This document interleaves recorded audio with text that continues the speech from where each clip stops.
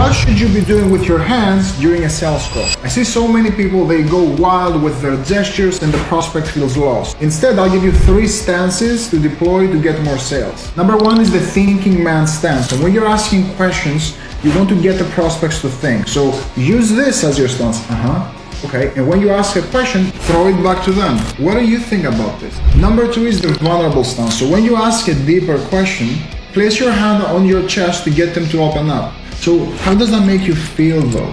Number 3 is the presentation stance. So when you're presenting the futures or the benefits of your product, you need to realize that people are visual creatures. So when you're describing, for example, that they're gonna be part of a community, use your hands to form the shape. So you're getting access to a wonderful community of people. Or you can say, when people don't have clarity, they feel they're stuck in a box. So use these 3 stances to get more sales and follow for more tips.